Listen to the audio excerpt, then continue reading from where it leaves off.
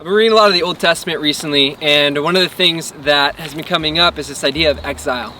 I'm not going to talk fully about exile, but this guy who is in exile, his name's Daniel. And Daniel, while he's in exile in Babylon, he decides to not submit to the Babylonian way. Now, when you are in exile, or if you're in any culture, you kind of have two options. You have one to submit to that culture and become just like it, or you have the other option of going against the grain, being rebellious, maybe even being a protester or a zealot in some other way. Those are kind of the two options that you think to come up with. But Daniel came up with a third way, a third option, where he said, or he lived in this way where he actually loved Babylon. He lived for the betterment of Babylon, yet at the same time, he didn't bow his knee to the gods of Babylon. He still lived as a follower of God. And that got him in a lot of trouble. But I think about that in your life, think about it in my own life. You know, we live in this culture and we kind of feel like we have these two options. Do we submit fully to the culture, become like it? And I'm actually not against culture at all. But do we just full send in the way of culture, doing everything that everyone else is doing? Or do we become super weird and just kind of kooks and we just do the exact opposite and we become like almost without any ability to interact with culture because we've just pushed the other direction?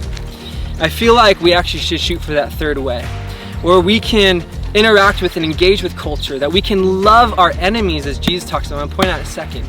We can pray for them, we can be there for them, we can love them in a great way, but at the same time, not bowing our knee to their gods, not being like them in everything else that they do, but instead following God. And so I love this story. Jesus opens up in Sermon on the Mount.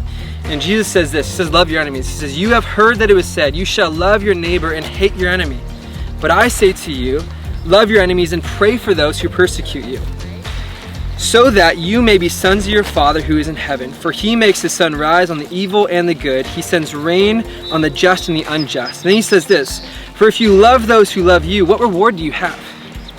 Do not even the tax collectors do the same? And if you greet only your brother, what more do you have? What more are you doing than others? Do not even the Gentiles do the same? You therefore be perfect as your heavenly Father is perfect. And kind of in this whole discourse, he talks about turning the other cheek. We talk about that a lot. And it's this weird, obscure passage because you're like, why would I turn my other cheek? And just let them slap me on my other cheek? But what Jesus is getting at is he's saying live in a third way. Live in such a way that if someone slaps you, you have two options. You can just kind of curl up in a ball and let them beat you up. Or the other option is you can fight back, punch them, retaliate, make them pay for what they just did. But he says there's a third option. The third option is turn your other cheek, where they might have to slap you again, but you're maintaining your dignity. You are not kind of bowing down to the way that they want to do things. You're not submitting to the way that the world does things, but you're loving your enemies. You're changing the course of culture.